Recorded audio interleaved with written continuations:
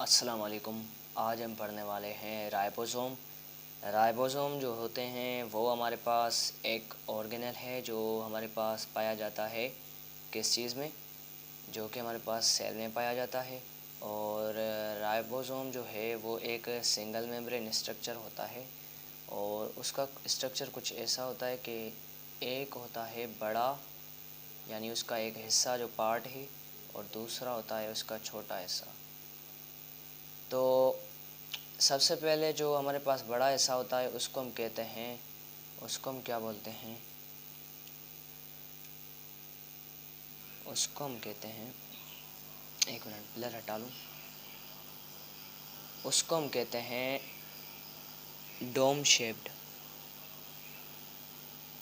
Dome shaped जो हम उसको कहते हैं एक हिस्से को। दूसरा है हमारे पास, दूसरा जो है हमारे पास वो है कर्व्ड शेप।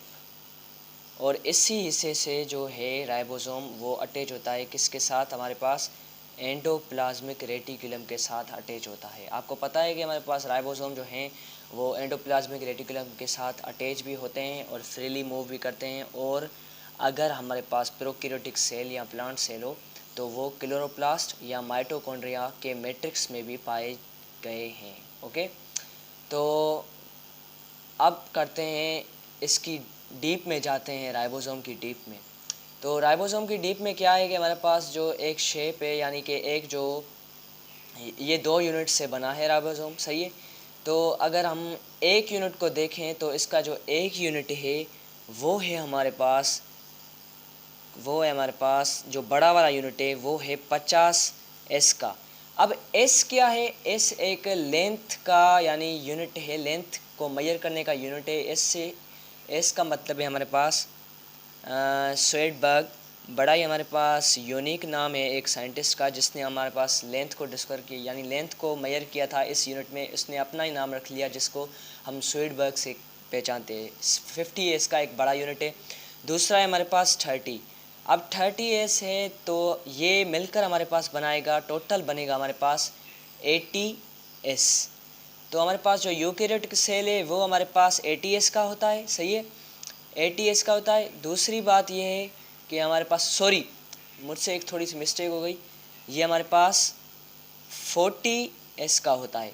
तो आप ये सोच रहे होंगे कि ये हमारे पास जो है, ये हमारे पास जो है ये भी 60 का हो जाएगा, ये भी 60 का हो जाएगा और ये 40। तो आप ये सोच रहे होंगे कि हमारे पास जो ये है 40 और 60 ये मिलकर हमारे पास 100S बनाएंगे, यानी 100 इनकी साइज़ होगी, स्वेडबर्ग होगी। तो ऐसा नहीं है बिल्कुल। इस वजह से हम क्या बोलते हैं कि जो इसका 20% जो साइज़ है वो हमारे पास लग जाता है इन दोनों को मिलाने में। मतलब मेरा मतलब ये है कि हमारे पास 80 टोटल है इसकी स्वेडबर्ग लेंथ, यानी 60 इसमें से 80 में से, यानी अगर हम देखें तो इसकी है हमारे पास 60 और इसकी है 40।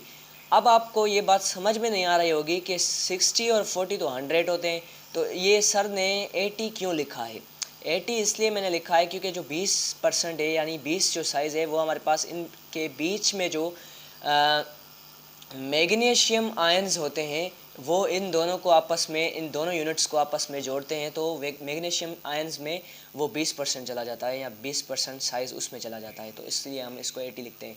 ये हमारे पास कंस्टेंट है, बुक्स में इसकी कोई ख़ास वजह नहीं लिखी तो इसलिए मैंने ये लिख लिया। दूसरी बात ये है कि हमारे पास जो ये यूनिट्स हैं ये 80 होते हैं कौन से सेल में, हमारे पास ये होते हैं यूकैरियोटिक सेल के अंदर, सही है। और अगर हम देखें कि जो प्रोकैरियोटिक सेल होता है वो हमारे पास अगर हम देखें तो हमारे पास उसकी जो साइज़ होती है वो कुछ मुख्तलिफ होती है। जैसे कि हमारे पास 50 और उसका बड़ा यूनिट होता है S स्वेडबर्ग, और 30 उसकी होती है छोटा यूनिट जो होता है हमारे पास जो कर्व शेप का होता है, और जो डोम शेप का बड़ा यूनिट होता है। ये दोनों यूनिट्स हमारे पास बनाते हैं 50 और 30। तो हर से हम 20 माइनस नहीं कर सकते क्योंकि छोटे, यानी बस एक कंस्टेंट वैल्यू है, मैं इसकी कोई ख़ास वजह नहीं बता सकता आपको।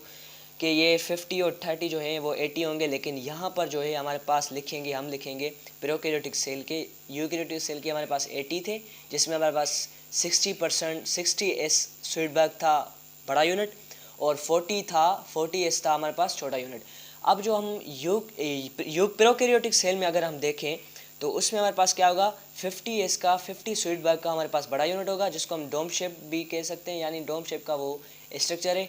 दूसरी बात यह है कि हमारे पास जो छोटा यूनिट है वो हमारे पास 30s का है, 30 स्वीटबैग का है। तो ये दोनों मिलाकर हमारे पास 80 बनेंगे। तो 80 बनेंगे तो हमारे पास लिखे कितने जाएंगे, 70s यानी 70 स्वीटबर्ग लिखे जाएंगे। अब 10% कहाँ गए, प्रोकैरियोटिक सेल में भी यहाँ पर 10% मैग्नीशियम आयंस ले गया। क्या हमारे पास कौन सा आयन लेके गया, हमारे पास लेके गया, हाँ ये गिरा, मैग्नीशियम आयंस लेके गया, सही है। तो अभी दूसरी बात ये है कि हमारे पास राइबोसोम है, जो एक हमारे पास बहुत सारे अहम स्ट्रक्चर्स बनाता है बॉडी के हवाले से। तो इसका स्ट्रक्चर तो ये मैंने रफ कर लिया। तो अब हम करते हैं फंक्शन की बात कि प्रोटीन हमारे पास क्या बनाते हैं। प्रोटीन के अंदर राइबोसोम के अंदर हमारे पास क्या होता है, 3 साइड्स होती हैं। अगर हम एक बड़े यूनिट को देखें जो हमारे पास एक 50s या 60s का यूकैरियोटिक में सेल में था, तो अगर हम उसको देखें तो उसके अंदर हमारे पास 3 साइट्स होती हैं जो कि हमारे पास प्रोटीन सिंथेसिस करवाती हैं। पहली साइड जो है हमारे पास वो है ई साइड, दूसरी साइड है हमारे पास जो कि हमारे पास है ए साइड, और तीसरी साइड जो है हमारे पास वो है हमारे पास पी साइड।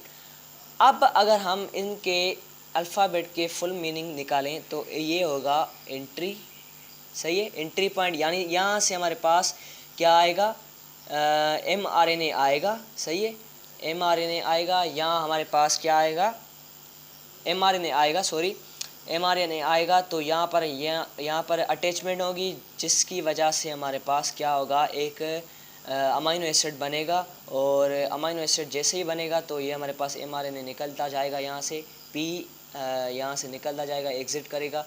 तो ये 3 है जिसमें हमारे पास mRNA आएगा, यहाँ से एंट्री पॉइंट से mRNA, जिसको हम मैसेंजर RNA भी कहते हैं। ये हमारे पास कहाँ से आता है, DNA से आता है, DNA के एक छोटे से हमारे पास हिस्से से आता है। और ये कौन निकलवाता है हमारे पास, ये हमारे पास एक एंजाइम का काम होता है, जो हमारे पास इसका नाम है RNA पॉलीमरेज। अगर हम वो एंजाइम यानी कि आएगा तो mRNA बनेगा, और वरना नहीं बनेगा। तो दूसरी बात ये है कि हमारे पास एंजाइम आएगा। दूसरी बात ये कि DNA से जब mRNA बन जाएगा तो उस प्रोसेस को हम कहते हैं ट्रांसक्रिप्शन। ओके, तो ये हमारे पास कुछ स्ट्रक्चर है। यहाँ से हमारे पास mRNA एंटर करेगा, यहाँ पर एंट्री पॉइंट है। दूसरी बात ये कि अटैचमेंट पॉइंट हम A जिसको बोलते हैं, यहाँ से एक अमाइनो एसिड निकल जाएगा, और यहाँ से जो mRNA है वो एग्ज़िट हो जाएगा P साइड से।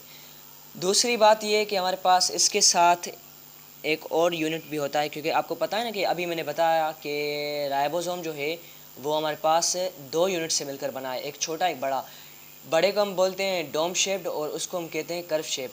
अब छोटे जो हमारे पास शेप है, जिसको हम कर्व शेप कहते हैं, जिसकी वजह से हमारे पास एंडोप्लाज्मिक रेटिकुलम से अटैचमेंट होती है, कर्व शेप्स की वजह से ही होती है उसके साथ अटैचमेंट। दूसरी बात ये कि इसमें हमारे पास राइबोसोमल RNA पड़ा होता है छोटे यूनिट में। दूसरी बात ये कि साइटोप्लाज्म से हमारे पास एंट्री पॉइंट से tRNA भी आ जाता है, यहाँ पर mRNA, यहाँ पर ये जो है हमारे पास क्या है, कोडोन। mRNA को हम क्या कहते हैं, कोडोन। और ये जो है हमारे पास क्या है, दोनों, जैसे कि राइबोसोमल RNA की बात करें तो वो क्या है हमारे पास, वो है एंटीकोडोन।